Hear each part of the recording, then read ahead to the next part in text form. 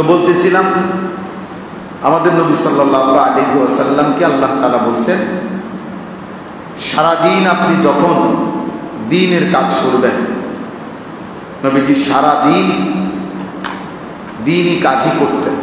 মানুষকে কালেমার দাওয়াত দিতেন, সাহাবায়ে কেরামকে কোরআন শিখাইতেন, মাসলা মাসাইল শিখাইতেন, জিহাদের প্রয়োজন হলে জিহাদ করতেন, 5 ওয়াক্ত নামাজের ইমামতি করতেন, জিবরাইল কোরআন নাজিল করলে কোরআন গ্রহণ করতেন। হাজারো বিষয় নিয়ে তিনি ব্যস্ত থাকতেন, দ্বীনি ব্যস্ততা। কিন্তু এরপরে আল্লাহ তাআলা নবীজিকে বলছেন, রাত্রি যখন আপনি অবসর হন এশার পরে, এবার ফাংসাব, পুনরায় আবার রাত্রিবেলা পরিশ্রমে লেগে যান। ফাংসাব অর্থ হল কঠোর পরিশ্রম। তাহলে সারাদিন যখন আপনি দিন কাজ করে অবসর হবেন রাত্রিতে, তো পুনরায় আবার রাত্রিতে পরিশ্রম করুন কঠোরভাবে। তার মানে কি? তাফসীরের মধ্যে আছে পুনরায় রাত্রিবেলা এবার লম্বা তাহাজ্জুদ, লম্বা সেজদা, লম্বা নামাজ, জিকির, তেলাওয়া, দোয়া, কান্নাকাটি, এই একাকী রাত্রি গভীরে আবার ইবাদতে লেগে যান।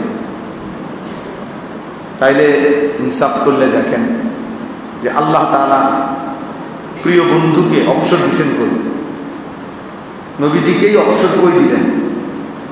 সারাদিন মেহনত করার পরে আবার বলতেছেন রাত্রিবেলা আবার পরিশ্রমে লাগে, আবার ইবাদতে লেগে যান। এই জন্য তাফসীরের মধ্যে আছে সূরা তাহা তাফসীরে আল্লাহ নবী সাল্লাল্লাহু আলাইহি ওয়াসাল্লাম রাত্রিবেলা মাঝে মাঝে মসজিদের খুঁটিতে কোমরের মধ্যে গামছা রুমাল বেঁধে খুঁটি সহ এক দাঁড়ানোতে ফজরের আযানের আগ পর্যন্ত কোরআনুল কারীম তেলাওয়াত করতেন। খুঁটির সাথে বাইদা দিতেন নিজের শরীর, কেন? যাতে ঘুমের কারণে পড়ে না যায়। এত পরিশ্রম করতে, এত কঠোর মেহনত করতে। তাহলে দিনেও অবসর দেন নাই, রাতেও কি দেন নাই? অবসর। যেন দোস্ত মুমিনের জীবনে কোনো অবসর হয় না। অবসর দিলে নবীজিকেই দিতেন। তার চাইতে প্রিয় তো আল্লাহ কেউ নেই, তো ওনাকেই অবসর দিতেন।